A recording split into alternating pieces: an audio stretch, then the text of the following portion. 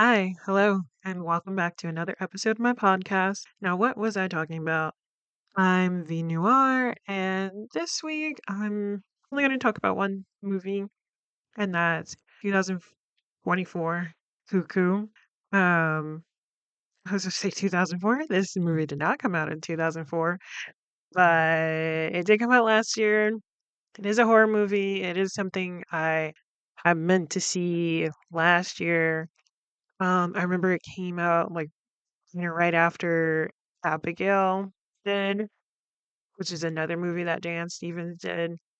And I'm like, oh, I love Dan Stevens and his weird little guys that he plays.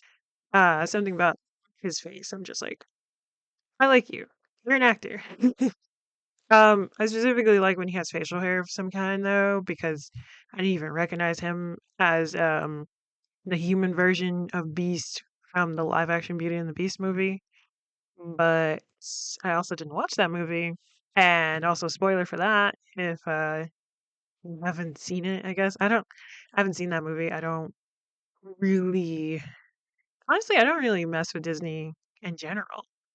Um Not that I have like a like I do kind of have a vendetta against them, only because especially after working at a theater and understanding the scheduling of movies and stuff, it's like because of how big Disney Marvel is, um they push out a lot of like indie movies that come out. So like in anticipation of them of Disney selling out, so that made me not like it. Um just in general, they kind of have a monopoly over a lot of things.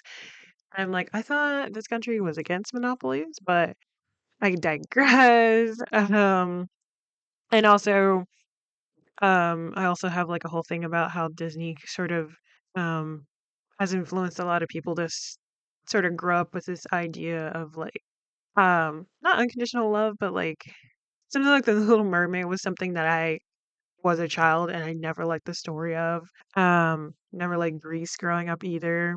Mainly because I was like, what do you mean she's gonna give up being a mermaid for this guy she's never interacted with and only knows from afar, and like finding out the original story is supposed to be about unrequited love, and like in the end of that original story she turns into Seafoam, because yeah, this guy doesn't fucking know who she is. Like, of course, why would um I mean, also in general she was like I think in that story she also it was painful for her to walk.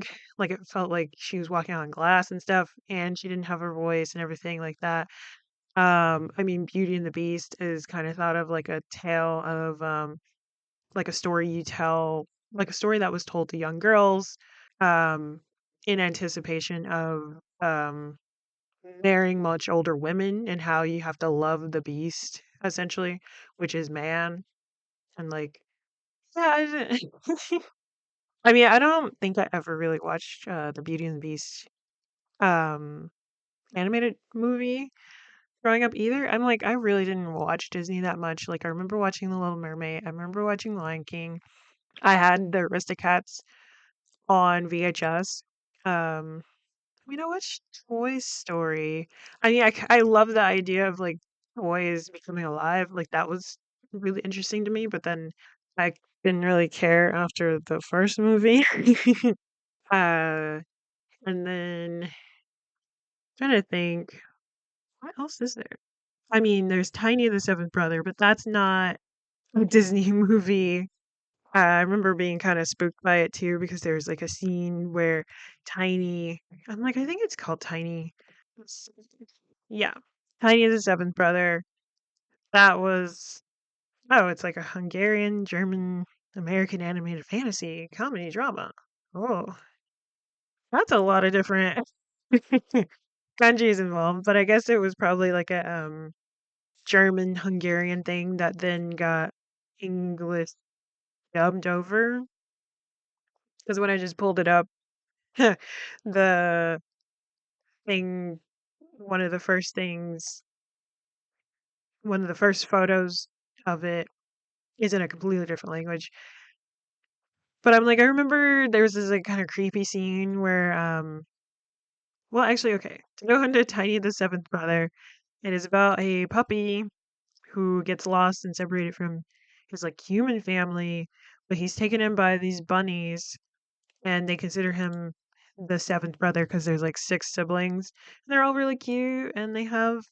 I'm looking at it and like, oh, they have hair that isn't their hair except for three of them. Okay. Anyway, and the siblings warn him about predators and how they'll come and grab you, and like there's this like kind of creepy scene with like a hawk or something. I was like, yeah, that was creepy. I remember being creeped out by that as a child. Uh, but yeah, I mean, I remember loving the Aristocats. Did think that weird, like, sort of yellow face with the cats that happened near the end there. You know, everybody wants to be a cat song. I was like, I was kind of weirded out by that, even as a child. I mean, of course, as a child, I didn't know why it was wrong. Of course, I'm like, how I know. But it's also like finding out that Breakfast at Tiffany's, Mickey Rooney went out of his way to play that character. And that character didn't even exist in the original text.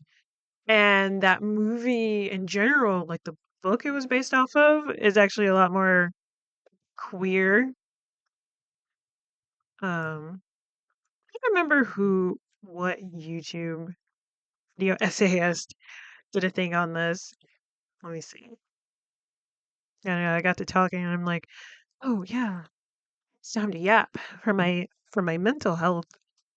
It's time to do the pod because our country is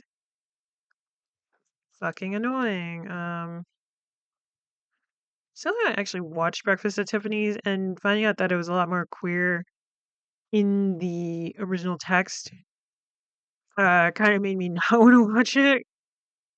I was like, he's definitely like overtly like a call girl, like a sex worker in the book, but it's super super ambiguous. I know I say that even though I haven't actually watched the movie. Oh, okay. Be Kind Rewind does a video on Breakfast at Tiffany's titled How Breakfast at Tiffany's Turned into a Totally Different Movie, adapting a classic. And she goes into the book, everything. I think she uses she, her pronouns. I'm not actually sure. But yeah, oh, before I get into the movie review, um, just wanted to congratulate myself because it's officially a year on T doing testosterone, doing the andro gel, not the injections. I don't really want to deal with needles. I probably have to go to the clinic every time because I don't want to inject myself by myself. That seems really intense. But I'm like, oh, well, with Medicaid going away, maybe I won't even have access to that anymore. I'm gonna have to find it somehow. Like, fuck this country, man. But we're all in this together, and it's important to be in community with people and stick up for each other and look out for each other and not fall for propaganda of, oh, well, we're just gonna have to let this happen. Oh, well, it's um me against the world. And it's like, no, we can definitely join together as a collective and bully these people into doing their actual jobs and actually um doing what they were elected to do by listening to their constituents. Because I follow Booker's Squared. I think that's her username, at least on Instagram.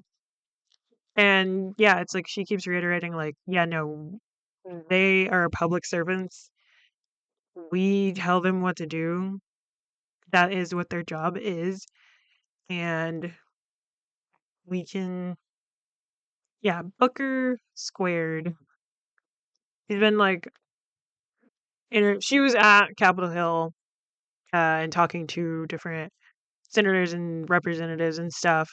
as all of this was happening for the stupid, ugly bill or whatever. I mean, some people are even thinking that sure it passed through the House, but Trump might not actually pass it, and he'll create a whole new thing and make it seem like he saved us or whatever. And I'm like, life doesn't have to be this hard. The fact that we're letting these people just have at it, it just boggles the mind.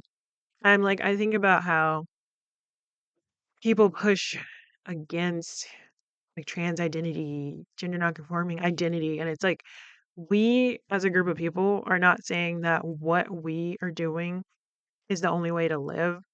We're just asking you to expand your definition of what it is to be alive, what it is to be a man and a woman, that there's more than just these rigid gender roles and things that we kind of grew up on that society tells us what to do, especially with like different milestones that like someone who goes through like more of a heteronormative upbringing, or like not upbringing but like heteronormative like route of life of like, oh, I gotta get married by this age, I have to have kids at this age, and it's like society is telling you to do those things, but really sit and think about whether or not you want to get married, whether or not you actually want to have kids, not from checking it off of this bucket list because society said I should.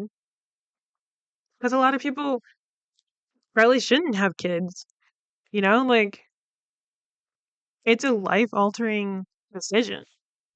Both for the person giving birth and like the person who is involved in that, like it's a life altering decision. It's like the person giving birth can still die through childbirth because that is still a possibility. Like childbirth is really, really rough on the body, because in the first weeks of being pregnant, the body thinks that the baby, the little cells, is a parasite and would even go so far as to try to attack it. So it's like the first that's why like miscarriage can happen in the first trimester a lot of the time because the body is not accepting that the baby is a baby. It's thinking of it as a parasite. And honestly, it kind of is because it's taking nutrients and stuff from the mom, from the uh, person who's carrying the child, not necessarily mom. I'm like, again, expansive. Because I'm like, it does piss me off when people are like, why say people who have periods, um, why say birthing person? And it's like, it's to include not only gender nonconforming people that can give birth, trans men that can give birth, mass people that can give birth, but it's also trying to include kids who are either, victims of sexual assault and things like that, who are giving birth. Like a kid is not an adult woman, right? Like we wouldn't say woman to describe a child, right? And I'm like, people fucking forget that. It's not just about trying to include um trans people. It's just being more expansive in our dialogue, in our language.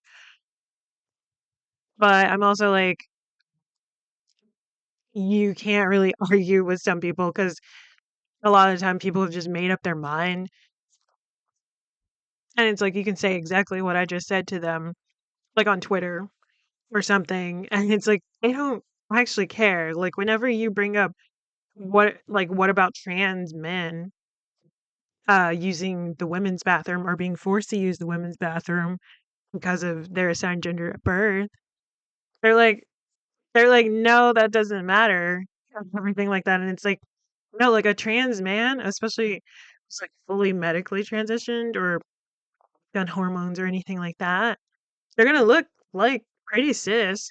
So you would know. It's just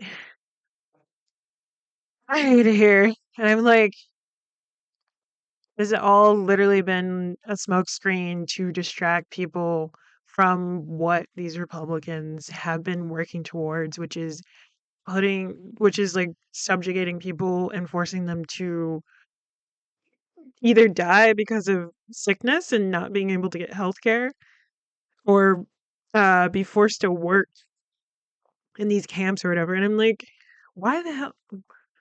Why are we here? Why is this happening? Um, but anyway, I'm like, let me do my silly little podcast for my silly little mental health, because talking about my passions and having this still be a continuous thing that I do does feel really nice. I'm like, okay, this is consistent. I'm trying to be consistent. Although I do plan on taking like a 2 week break, I think, mainly because of my birthday, turning 32 this year in a few weeks actually. So I would be taking, I guess, the end of the month. Yeah, I'd be taking the end of the month off. Um, so I wouldn't upload on the 18th or the 26th, but I'll upload on the 1st of August, which is kind of funny because I'm like, I'm gonna go see, as a part of my birthday week, I'm gonna go to a Jackson Wang photo op, because because he never posted this, but I found out about it. Went to the place where it was happening, waited in line for an hour, and an hour after I left, it sold out. And I'm like, thank God this is happening on a day that I'm off work and I could just be here. And I didn't want to say anything to my roommate because I was like, I don't want to jinx this. I want to get there, wait as long as I can, and if I'm supposed to meet this man, there'll still be things available. And I bought a vinyl, and I will be able to pick it up on the 24th. I'm so excited to listen to the full album, Magic Man 2.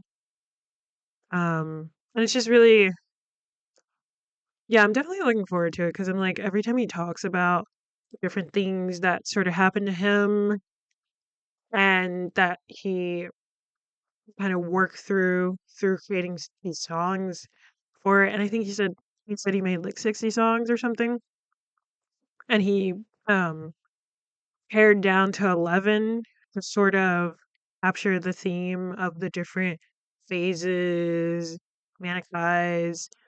Um, I forgot what else he said, but acceptance is the last thing, of course. Uh, and like the last song is "Made Me a Man," and it's like that's definitely like the resolution of like him accepting and moving on. And then like at least with like the songs he's already like released and did videos for. I'm wondering if there's gonna be another video because people have posted about him having like blue hair or whatever, or asked him about his blue hair. And like, I don't think that was for hate to love or anything like that. I'm like, I'm not trying to become like a Jackson Wang fan account or anything like that. And I'm like, no, this plot isn't about that, you guys. Even though I brought him up the last like 3 or 4 episodes or something like that. I'm like, I don't know. I'm anticipating this new album, and I think that's mainly it. Like, I feel like during the break, uh, earlier in the year, I was anticipating the Sleep Token album that came out, even in Arcania. I don't remember. I don't think I talked about it. Oh yeah, because no, when did it come out? Either way, I think I haven't talked about it mainly because I'm upset that their whole fucking tour has sold out, and I'm like, tickets were released earlier in the year, and that the fucking tour is later in the year. Like, fuck you. Um, I was kind of pissed about that in general. Okay, yeah, it came out last month. It came out in June. I guess I could have talked about it. I don't know. I really like Sleep Token. I'm upset because they came here. And last time they toured, they only went to LA. Here, let me look at the. I keep visiting the ticket website just to refresh and see if it's available. Because I'm not gonna do it on StubHub, I think. Um, and I have refreshed this page, and there has been like a ticket, and like I don't have $200 right now. I'm like, why are the tickets $200? But I can't wait for Jackson Wang to tour because I'm like, I'm gonna. Oh my god, there's ah, $700. What am I paying for? Okay, so there are two tickets available for Sleep Token. $746.11 ticket and a $596.51 ticket. And they are not even pit tickets. They are right behind pit in section C and section D. And I'm not fucking paying that much for these tickets. I'm like, if I have to be all the way in the back, I'm like 100 or less, please. Cause ain't no fucking way I'm paying this much.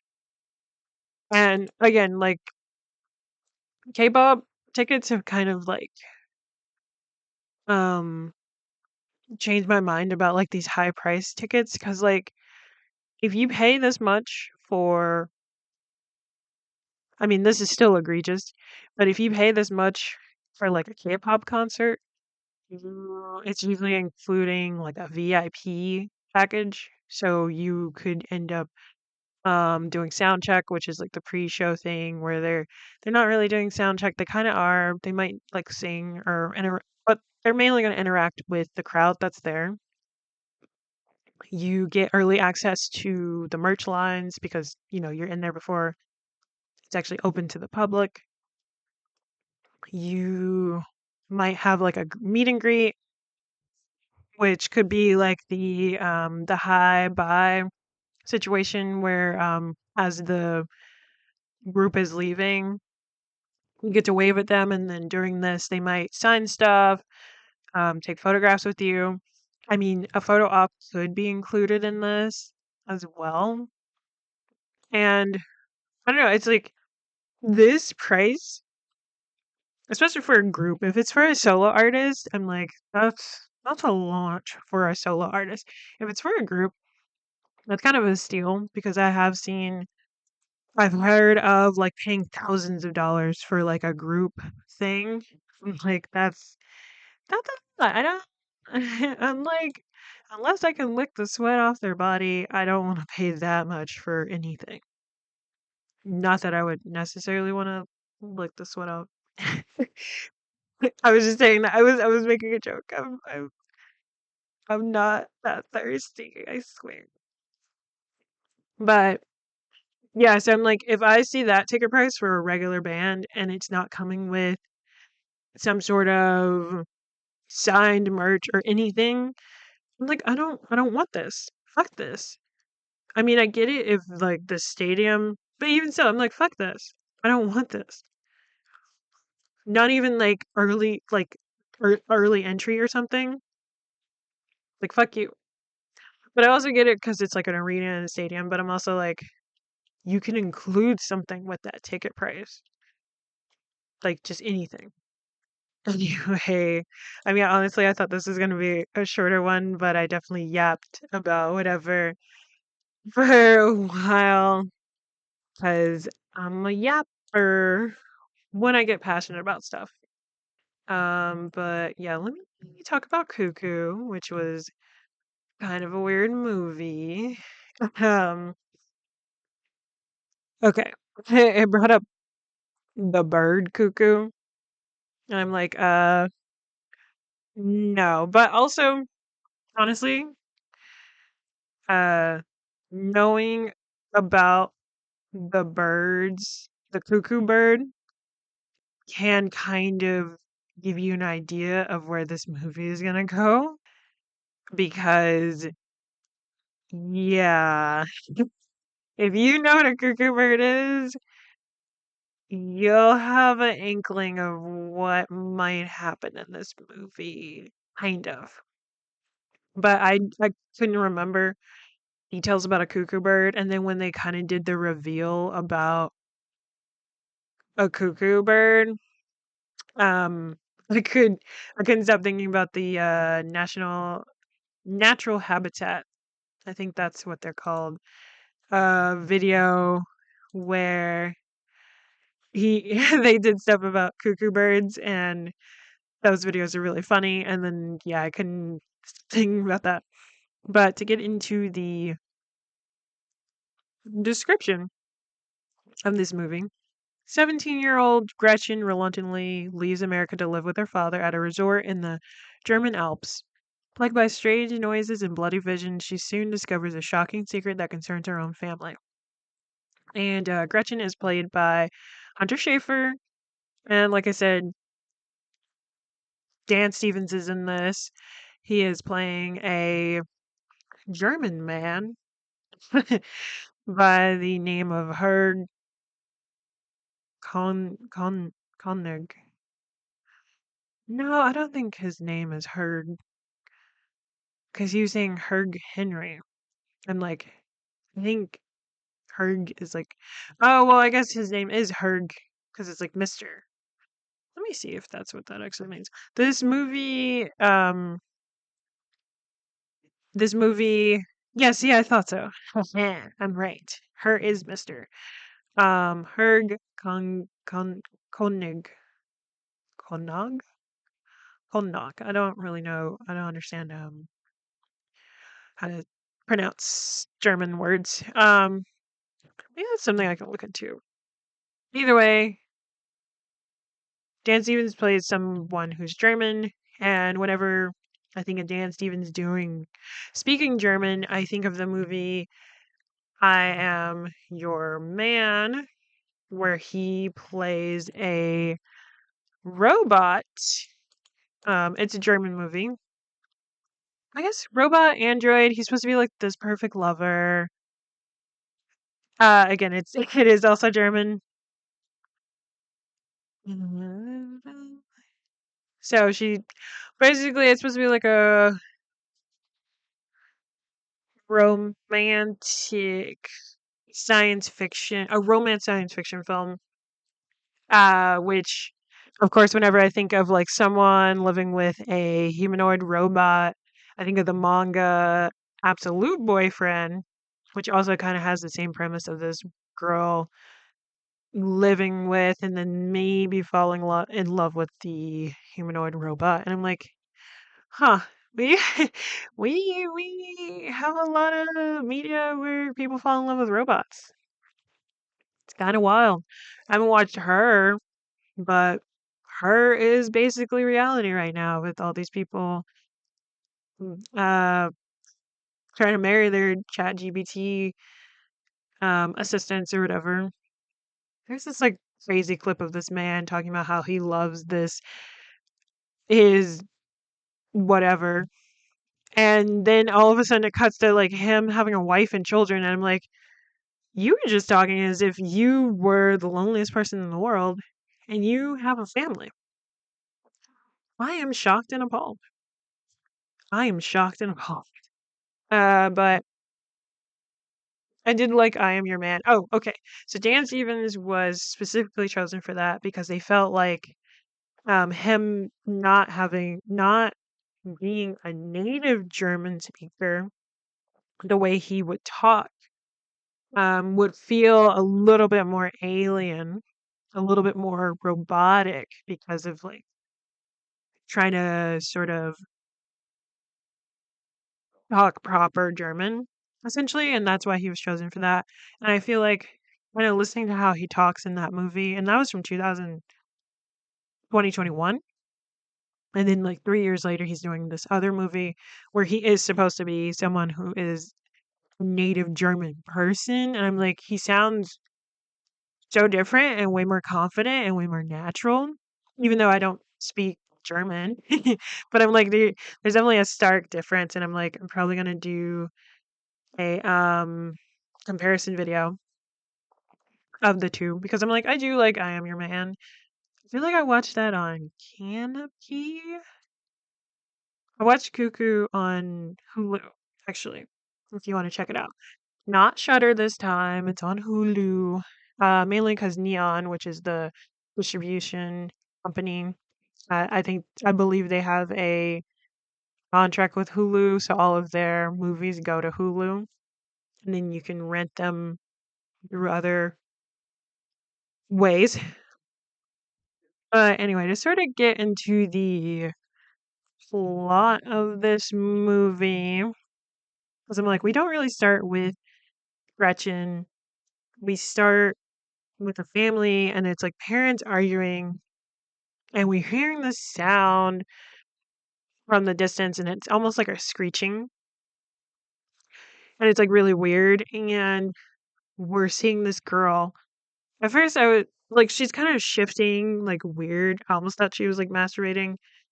Um, and then it kind of zooms out a little bit more, and she's just like, it's almost like she's convulsing and about to have like a seizure or something. And then she hears this sound, and then bolts out of the house. And then the parents stop arguing, and then we hear someone's voice over a phone say, "You lost the adolescence." Well, don't worry. We're getting another one next week. And I just put together who they were talking about. Oh my God. And I'm like, should I reveal this right now? No. Let's build up. Let's build up like they built up in the movie. And so then we switch to Gretchen and her now family. It seemed like she had recently lost her mom. And so she decided to move with her dad and her dad's family.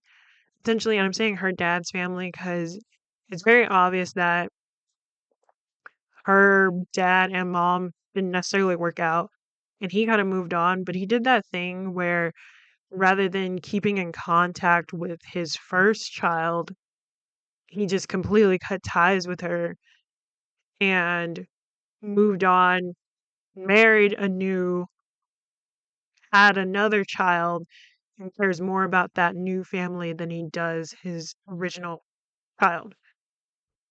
So you can kind of tell she's supposed to be this like angsty teen who's like rough around the edges, but I'm also like, why didn't she like it sounds like she lost a parent.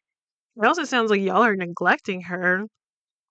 Like she was literally riding in with the movers instead of riding in the car with the rest of the family. And I'm like, did y'all just deliberately exclude her? Like they continuously like the three, well, the parents, I will say, like continuously excluded Gretchen from things, and it's like y'all are fucked up. Like fuck you guys. And it sucks too because Alma, the the daughter, the child who is 8, actually wants to have a sister. She wants to be close to Gretchen. And, Gretchen is very very not wanting to get close to Alma and even thinks that Alma is weird because she is mute. And like, remember that she's mute. Remember that she's mute, you guys. Like, I'm saying you guys like I have an audience. I mean, I hope to eventually have people that listen, that tune in to me weekly. I think that would be fun. So I think it would be really cool to have like sort of a film club of sorts because I think eventually when I create a Patreon, I don't know why I said it like that. When I eventually create a Patreon, I would want to do monthly film screenings of like different stuff, whether it's like classic queer cinema or like probably more stuff that's harder to find on streaming. And then I would make zines that would correlate with it, so you could have more information about the actors that were involved, maybe stuff about the locations. I don't know. It would be. I think it'd be really fun. And it would be stuff that I wouldn't be talking about on the pod. So it can definitely feel like a very separate experience, which I think would be really cool. But that's like later on in the future. Because I'm like, it would be cool if this popped off. I'm like, even if I had like 10, well, I guess if I had like 20 people that listen, maybe 5 people that subscribe to the Patreon. So I would only probably do like $7 or something for access to that. And like, you get a zine, you get to watch this movie. That's hard to find because I'm like, oh, I'm gonna find it. You'd be able to vote on it too. Like, it would probably be like a DVD. Oh, I gotta get a small DVD player for my laptop because it's a newer laptop. I miss my old laptop that had the DVD drive. Anyway, so and like before I move too far, it is very important that you remember that this girl is mute. But she uses a phone to talk, and she also knows sign language, which is very cool. So the parents are here visiting Dan Stevens' character, Koenig. I'm like, I want to just call him Dan Stevens, but I'm like, no, no, no, no. He has a character name. Parents are here visiting him because they're here to help him kind of expand and create another resort because this man is very, very rich and owns a resort, multiple buildings and whatnot. And he talks to Gretchen, and he's like, he offers her a job as like the front desk person for his resort because he's like, well, you're young and everything. It's the summertime. There's not much to do. I'll pay you. And she, jumps at it because she doesn't want to continue to be in that house with her dad being awkward and Beth being weird, which is his current wife. Um, Beth is played by Jessica Henwick. His dad is played by Martin Koska. Koska? And Alma is played by Mila Liu. And I'm like, oh, she's so cute. She's so adorable. And anyway, so there is a scene, and this is like that the opening scene was weird, but this is when it does get weird. So Gretchen is sort of listening to music, and because back home she was a part of a band, and so one of her bandmates sends her a new track, and they want her to play bass over it. And so Gretchen is listening to the music, plays her bass, and Alma comes in, and she's really admiring the music and the sound and everything like that. But then we see Alma start reacting and like convulsing a little bit. And Gretchen doesn't notice this right away. And it's because of a sound that Alma is hearing. And so Gretchen finally notices that Alma's in her room, takes her headphones off, and Gretchen also hears this sound.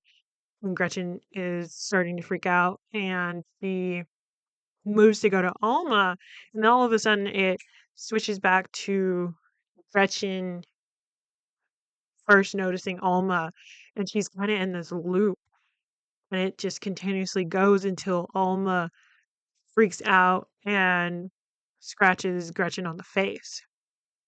And then Alma falls to the ground and she's like having a seizure basically. And then, of course, when this happens, the parents show up and they assume that Gretchen did something to Alma, causing Alma to attack her. It's like, no, that's not what happened at all. But either way, Gretchen goes for her second day of being trained at that job. and her coworker, like, whoops, I'm moving all around. Did I write down the coworker's name? I did not. I think it's Trixie. I think Trixie is the coworker. Yeah, I think it's Trixie. Trixie's so funny. She's just like, oh, she speaks French. She's French, and she speaks French throughout the movie. So the movie is spoken in English, German, and French. It's actually created by a French guy. I mean, he's not French. It's created by a German guy. His name is Talman Singer. I believe this is his. This is nope. This is his most recent film. The film before this he created was called Luz. That one was Spanish, German, and English. And honestly, it kind of feels like they definitely feel related, at least based on the description. So with Luz, Luz is a young cab driver fleeing from the grasp of a possessed woman whose confession could endanger the lives of everyone who crosses her path. I'm like, this weird little freak. Talking about Tillman Singer. Because I was like, this movie is a little weird. What's the weird little freak that made this? What else he make? But where I leave off? Okay, so I think for me also when I heard the word cuckoo, I wasn't thinking of the bird. I was definitely thinking of like cuckoo as in crazy. And now I have to figure out why that is now that I think about it. So I kind of just was thinking that basically what would happen was, even from the trailer, I just thought she was gonna be like, paranoid, um, about things and going crazy. What is? I found a weird form. Hmm. People are thinking like cuckoo as in nonsense. Where am I? This is like some form from 2002. What? It's so funny to run into forums in like 2002, 2005, 2008. Honestly, that happened recently to me because I was looking into CTEs and finding a way to hook up my VHS camcorder with something digital, so that I wouldn't have to consistently get tapes and then try to get the tape onto my laptop. This would be something that I could hook up to the camera, and it would essentially act as like a giant memory card. But because it's like Firewire, it would be higher quality than doing like the VGA chords and like that signal. Because it's like that's not as much information you would get from the data in a VHS versus the DTE, which is like through Firewire, which is a higher quality thing. I mean, I definitely went to a rabbit hole of this when I was on Reddit and I found these old forums and I'm still on the hunt. I did buy one, but it was like one of those, well, it's for parts. And I was like, well, maybe I can get the parts. And it's like, no, it's gonna be better to just get something that is kind of brand new, which is annoying. But I'm like, at least it'll work. And I'm like, yes, I'm like, I want a shitty camera. I'm only saying that because Brad, cinema snob, shot on shitty. I'm like, VHS looks so. Mm. I'm like, I love the look of that. I'm like, I have to have it. I have a digital camcorder as well, like a bigger one. It's one of the big ones, not the Panasonic. P2HD, I think that's what it's called. I mean, I lucked out and found these and like, but they work. I think somebody just gave up on them, but I'm like, I won't give up on them. It's like I have memory cards for it. I have batteries for it, a charger for it. I'm like, I'm good. I just need to get the camcorder, the VHS camcorder running, and I'll be set. I mean, I know there's other cameras that I have to get. Uh, I'm like, can you tell that my other special interest is cameras? But more specifically, like shooting and um, in general, I've been getting into filmmaking as of late. I have a background in photography. I got my bachelor's in that.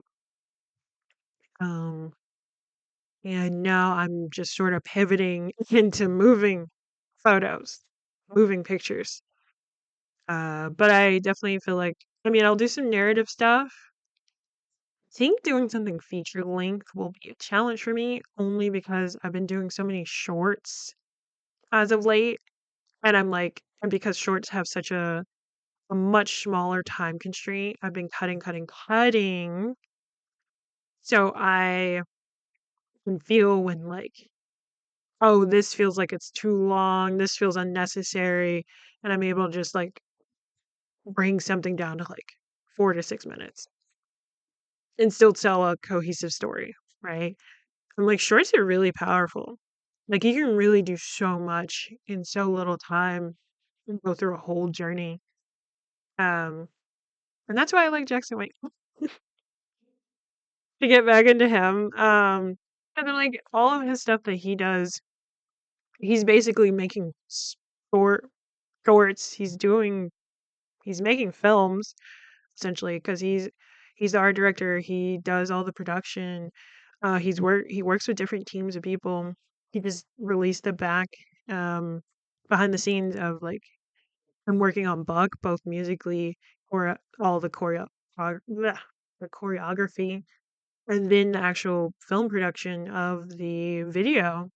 And it's like he is at every step of the production of his well, like I mean they're films. They are films. Like they're so high quality. They are telling a story. I will say that I was definitely distracted by the choreo and just like looking at him to not even notice the set designing that went into some of the parts of the movie. I mean, of the video. Um, so like after watching his behind the scenes, I was like, oh shit, I didn't even. Now I had to watch this to get the other smaller things that might have just shown up briefly, and I'm like, they're it's so detailed, it's so packed with stuff. I mean, G-Bad is definitely also something where it's like he's definitely telling a story here. I think because it's like brighter, more vibrant, you can tell what's going on more, and because Buck is so dark, um, you're definitely focusing more on what he's doing. Um, I mean, even yeah, like even directing, because he was doing previs for the video, so he was working with someone to film and record like how he wanted the shots to be done. It's like man could be given a camera and probably figure it out and just shoot his own shit. But I'm glad he's like putting his trust in people who know what they're doing, and trusting that they understand his vision enough to capture it for him so he can just focus on the performance and the choreography. Again, I didn't mean to talk about this again. I don't even remember the last thing I said about Cuckoo. Okay, so I said what I said last night about, I don't remember the last thing I said about Cuckoo, the movie. Laid down, passed out, went to sleep, woke up. Now it's the day that I should have been releasing, and even the time that I usually release at. I'm gonna release it late today. Ha ha ha. But oh my god, literally listening back, I went on a fucking tangent for like 15, 20 minutes. Jesus. And wow, so I kind of left off on the beginning of the movie still. I will say another thing because I was still thinking Cuckoo like crazy or insane.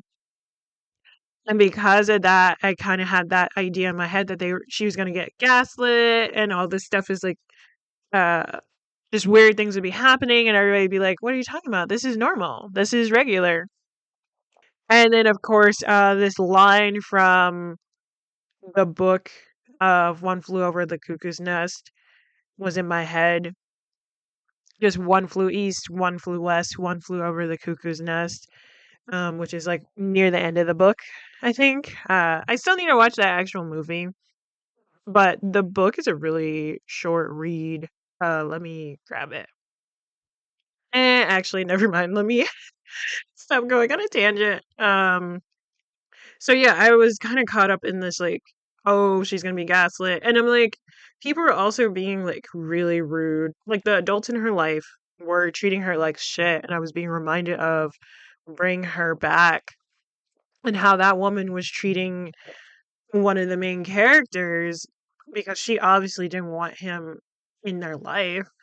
How Laura was treating Andy and Bring Her Back, and I was like, oh, I hate that lady.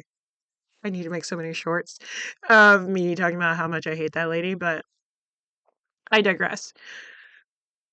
So I'm gonna summarize it because I'm like, I spent so much time doing tangents. I thought this was gonna be a way shorter episode because I'm only talking about one movie, but again, it's my pod. I can do what I want, but I'm also like, maybe let's try to focus a little bit. Just focus a little bit, So, and I'm like, please talk in the mic. Is the other thing. I'm like, okay, yeah, let's talk in the mic. Um, so essentially, what we end up finding out is that, especially after Gretchen is chased by some weird hooded woman, after she tries to bike home from working at the resort, like front desk, even though Koenig tells her, no, lock the door, stay there, I'm going to pick you up. And it's like, okay, something suspicious is going on. We don't know what it is. Gretchen gets chased and makes it to a hospital. Um, and because of the screeching sound, she ends up like violently hitting her head against this glass. And then, of course, the people at the hospital, like, we didn't see a woman. It's just you. And this is like, okay, I was like, okay, so here comes the gaslighting. And then, of course, the police show up and they're like, there's no evidence of a woman being around. So can we get you to change what your statement is? Um, and then also at the same time, Alma is in the hospital for her seizures and everything. And then they also see their neighbor doctor, who is the head of that hospital there as well. And I'm like, this is weird. This is a weird town. Everybody's being weird. And I don't like that they're being weird to Gretchen. Because I'm like, obviously, this is a teen going through stuff. She just lost her mom. No one's checked in with her, neither her dad or the stepmom, who obviously doesn't want her around because she thinks she's going to be a bad influence to her little girl or whatever. And I mean, I guess you can also sense that Gretchen has a level of hostility or disdain towards Alma. But it's like, it's because of the adults that she feels this way. Y'all are giving this child more attention than her. Um, but either way, like, usually a troubled teen is going through something. Like, somebody is lashing out, especially as a child or a teen. It's because they want attention, and it's because it's like a cry for help. And, when you're young, you really, I mean, I say when you're young, but people grow up not knowing how to regulate their emotions and then become adults that don't know how to regulate their emotions. And then they have children and don't know how to teach regulating your emotions. So then there's this cycle of people not knowing how to deal with big emotions and big feelings. And ah, So, like, okay, that's fun. Love it. I wish we had more programs for like early parenting programs or something that helped people understand the like psychology and the different um uh different trying to think what is it called? There's just different changes and different things that a child should be achieving and advancing, whether that's with just gender identity, with talking, with exploration of their own sex, because something like masturbation does exist early on for a child because it's just a form of exploring and trying to understand their body. But there can be shame around that, especially if they end up getting caught by their parent. And it's like, oh, and then that kind of just plays into the shame culture that comes around and like purity culture that comes around with like Christianity and stuff. And so, um, it could turn into like shame being used to control, essentially. So, which is like kind of a society we live in right now, which is really annoying. And it's like, ah, anyway, anyway. So, again, the dad is being an asshole and being like, she's in the hospital because of you. And it's like, literally, oh, I'm sorry, I'm remembering a different scene where she's back in the hospital. So she's in the hospital. Um, she gets out of the hospital. She's working as a clerk again. And honestly, she's like, fuck it. I'm just going to steal all the money from the cash register. I'm going to run away. And she sort of runs away with this French girl that shows up. And I'm like, oh, the movie could just end here. Actually, we can get this cute queer romance where they run off to France. And it's cute. It's adorable. She's got money too. Like, perfect. And then I'm like, this is a horror movie. That's not how it's going to end. Ironically enough, that is actually kind of the ending, but we get that later on in the movie, and I'll explain what it is. But yeah, so they're driving off, and then the screeching sound happens again. And so we get this loop again of the French woman handing, her name is Ed handing Gretchen her cigarette, or actually, no, I think they were smoking weed, handing her blunt over to Gretchen, and we get that looping, and then all of a sudden the woman in the hood comes and like attacks them, and that was like really creepy. And the car ends up flipping over, and so Gretchen is again in the hospital, this time with a broken arm. And she's just like really fucked up, and Ed's more fucked up. Thankfully she didn't die. I was like, thank God, please, we can have this become a lesbian story, come on. And this time it's in the hospital, and they're like, they tested your system. They know you were high. There wasn't a woman. Yada yada. They're literally gaslighting her. And again, the cops show up and they're like, but later on, well, actually, before that, Koenig confronts her. Well, actually, no, threatens her. He's like, you don't want to end up getting more hurt, right? And I'll forgive you for stealing. And then the dad shows up and he's just like, and I'll take that as your apology to me. Thank you. I'm like, oh God, you're a bitch. I hate you. And then, yeah, this is when the dad confronts her and is just like, they tested your blood. They know you were high. You just imagine all this. You're making Alma have these seizures and stuff. Like, please stop. I'm like, she wasn't even around Alma when this happened. Why are you blaming her for this? Like, fuck you. And then after the dad leaves, a detective shows up and he's like, I saw the woman. Oh yeah, okay. So this is the second time he shows up. The first time he leaves his card because he's like, I don't know, this sounds weird, but it's weird that the cops aren't looking into this more. The other cops aren't looking into this more. And so apparently he was following her and he was able to see the woman, the hooded woman. So he's like, I believe you. And then they kind of team up and try to figure out what's going on. And then they kind of stake out the resort. And apparently, this love motel part of the resort is essentially being used for the woman, the hooded woman, to come in, do her sort of like creepy sounds, and make these people get in a loop and cause the woman to sort of get all weird with herself. Like she's scratching in her thighs and everything. And the hooded woman kind of goes under her like dress and everything. And it's like, okay, she's definitely going like in her vagina. And her fingers are wet.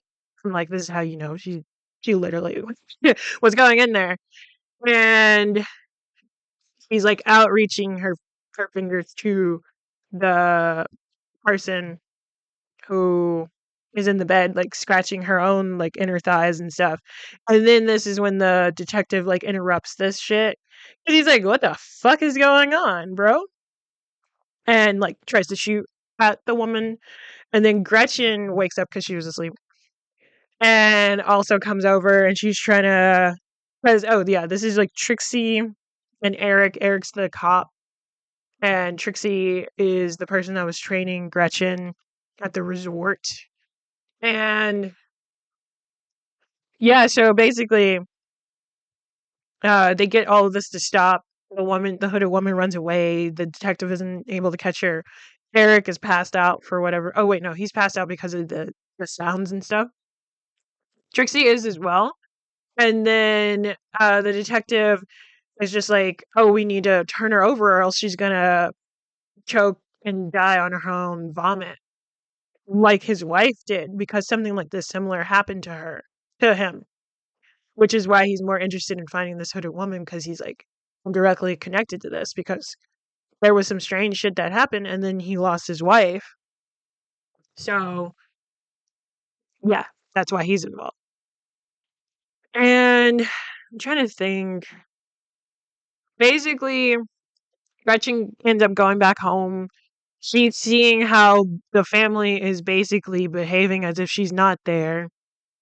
Alma is, sad, of course. And, oh, that's okay. I'm understanding now why things were happening the way they were. Because Koenig has this, like, flute.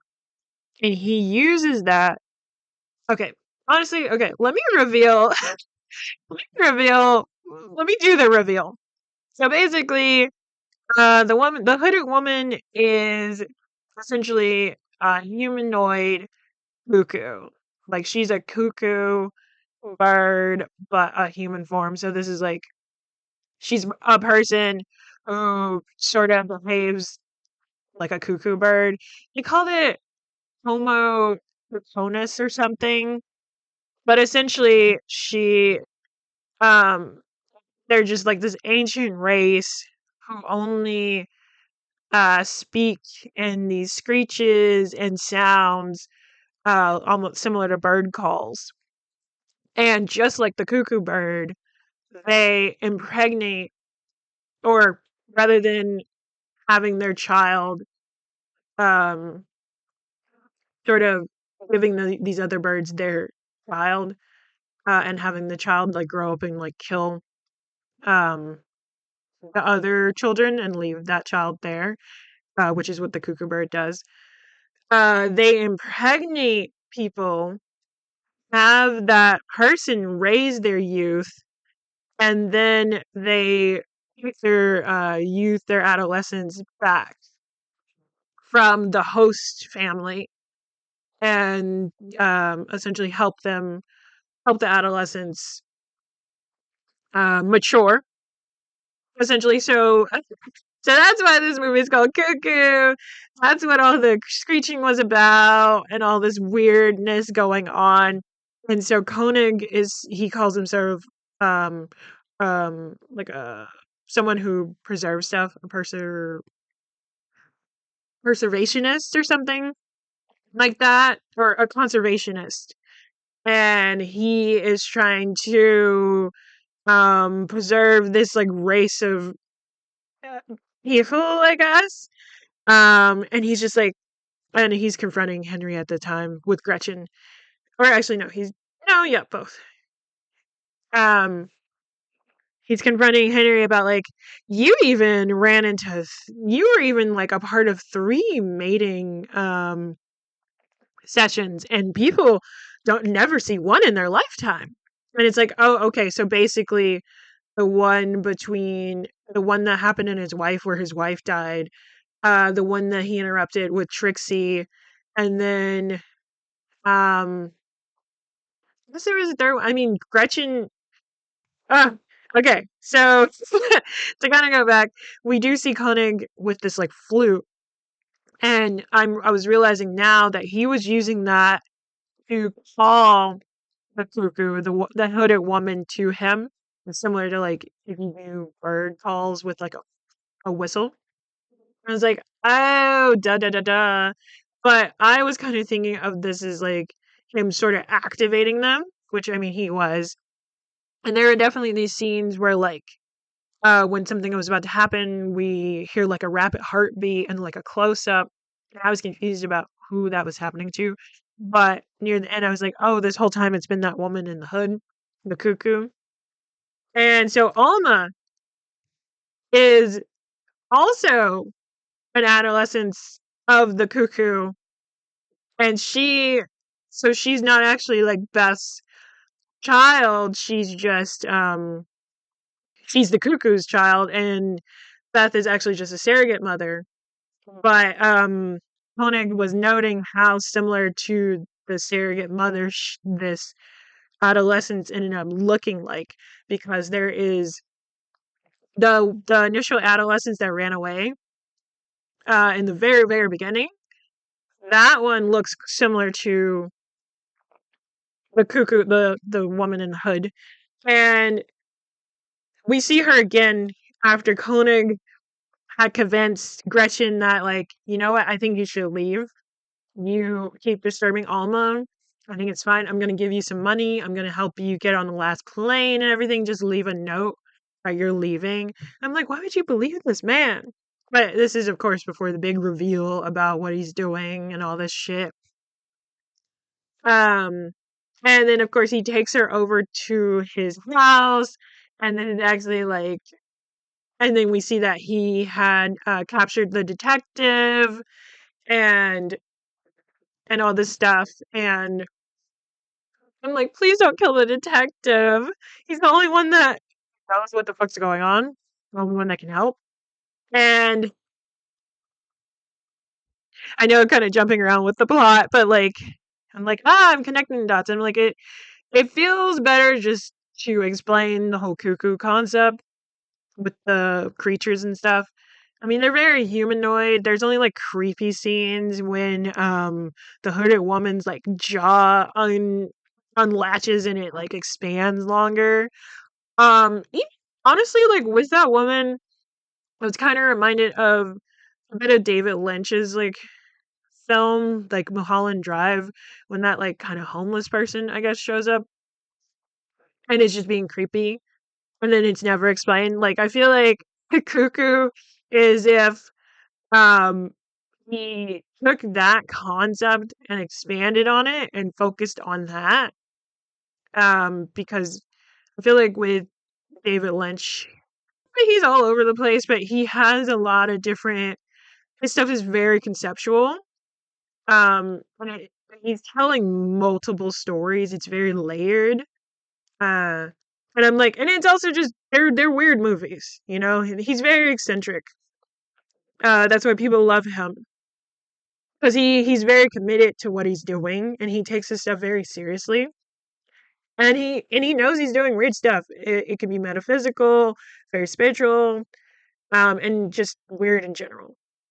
But I'm like, yeah, it's like if he took one of his like weird little creatures, and then focused on that one thing and expanded on it as a story. That's kind of what Cuckoo is to me.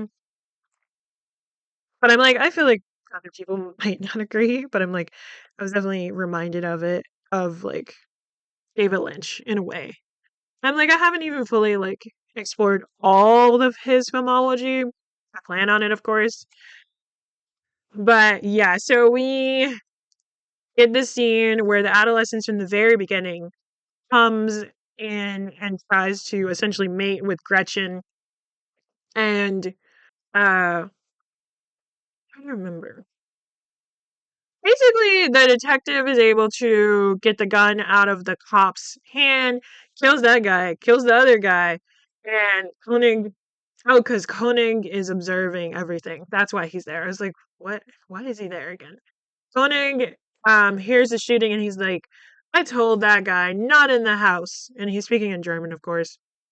Honestly, whenever they're not trying to get Gretchen to understand anything, they just switch to speaking in version German. And I'm like, oh, damn it. This is why I need to learn multiple languages because I'm like, I want to have secret conversations with people in their face. No, I don't. I'm like, don't want to say stuff with your chest, you know? Like, if you can't say it to the person, don't say it at all. It's how I feel.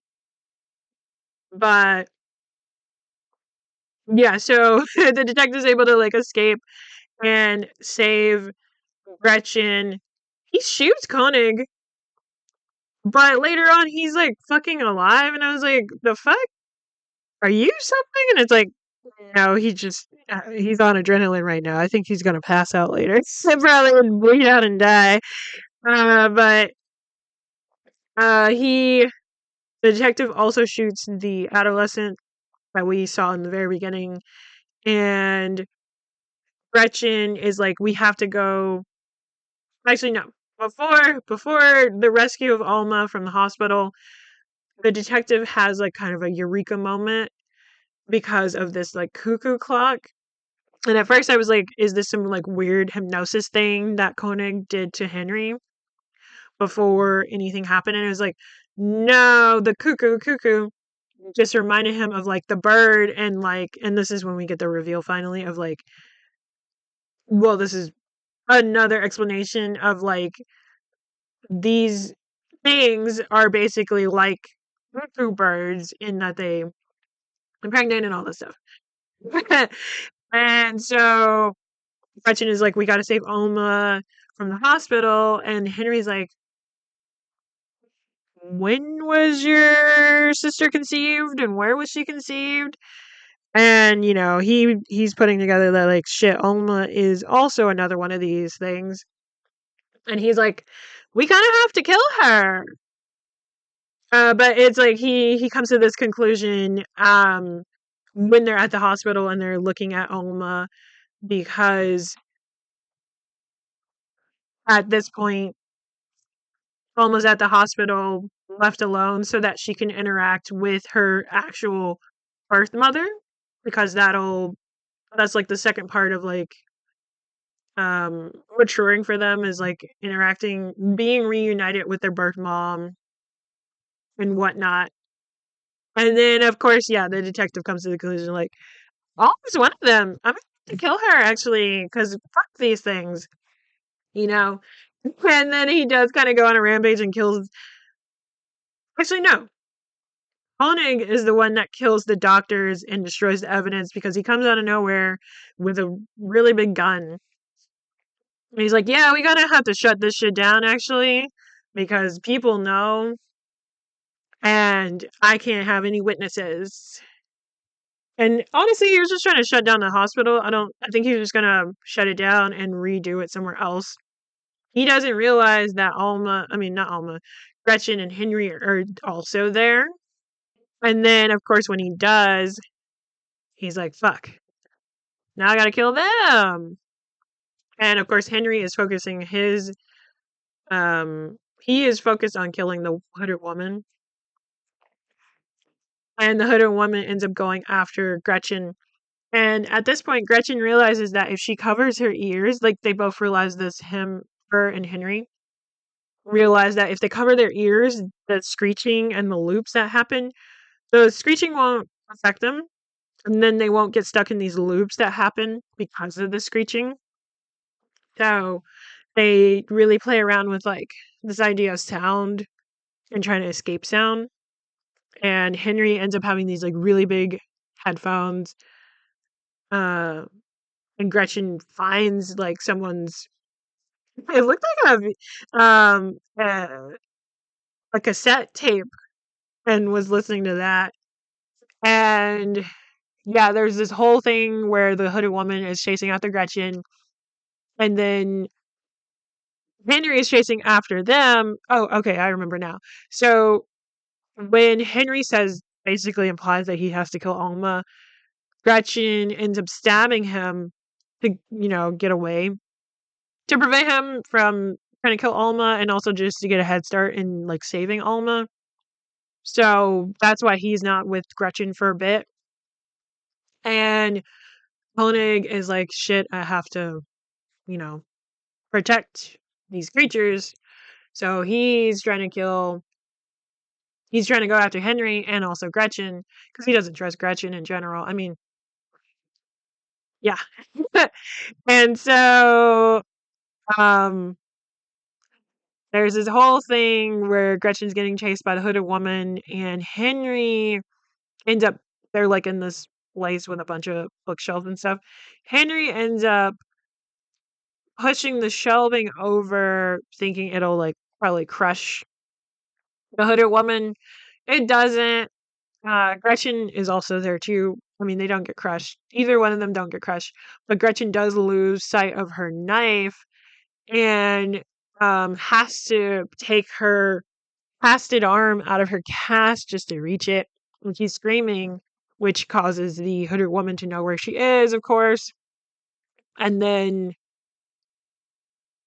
that also kind of lured her in, and Gretchen uses that opportunity to stab her right in the throat. And I was like, good, perfect. So now that woman's dead. Koenig is upset, of course, and then her wig comes off, and I'm like, oh, so they're really kind of bird-likey. They don't really have a full head of hair. I see, I see. But I'm like, that's kind of more with like the chicks and the baby birds, right? They don't have full feathers and everything. Either way, I'm like, y'all figured it out, I guess. Y'all figured out your look for your creatures. And so, um, oh yeah, I forgot. At this point too, Alma was kind of waken up and taken out of like the room that was like monitoring her brainwaves and stuff.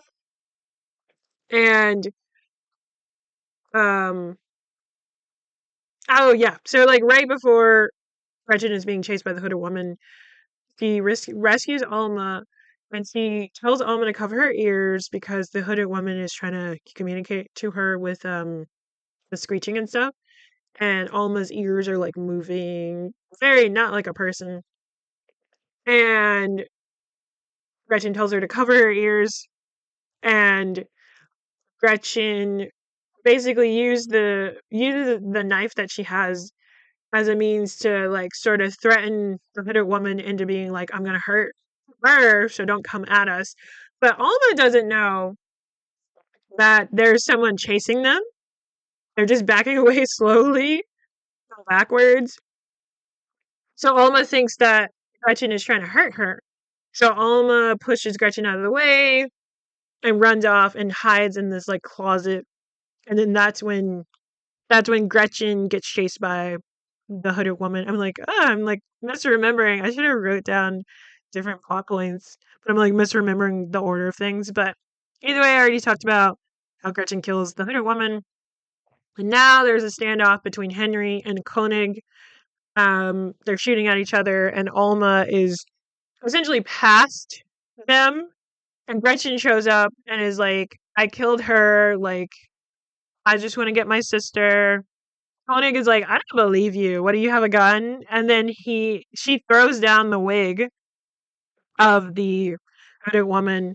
And then he gets all sad. And while he's all sad, Gretchen's like, all right, I'm gonna just go past you because you're not paying attention. Um, And she does get to her sister. And this is the point when we realize that Gretchen actually does know sign language and knows how to communicate with her sister in that way. And I was like, oh, you knew this whole time. But like, it's okay. It's okay. Again, she's an angsty teen. Didn't really want to be there. She could tell that her dad was basically replacing her and moving on from that part of his life with his new wife and child. So it's like, I get it, I get it. But I mean, it's not the kid's fault. I mean, technically, that's not even his kid. But um, so throughout the movie, we're also seeing Gretchen sort of calling her old house number because that was the only way for her to hear her mom's voice, and she would call it whenever she was distressed and like crying and going through a rough time. And when Gretchen ends up getting this answering machine, she listens to all the messages and like hearing herself, and then she realizes that Alma called that number as well and used like a text to talk app to sort of ask this person, whoever Gretchen was talking to please call her back and try to visit because she can tell that Gretchen really, really missed this person. And it's like, oh, so Alma doesn't even know what the hell's going on with Gretchen at all, but he at least understands that Gretchen is going through something and really misses this person. So I'm like, oh, so that was so sad. And then also just seeing Gretchen sort of connect to Alma in this way of like using sign language to talk to her and, trying to get Alma to come with her and then getting into the story of like, I heard the message that you left and telling her this through sign language. And then Alma being like, is she able to visit? And Gretchen being like, we can't visit. But she thanks you for reaching out and stuff, and like, Gretchen getting really, really emotional. And I was like, ah, rise. And this sort of convinces Alma to believe in Gretchen and come with her.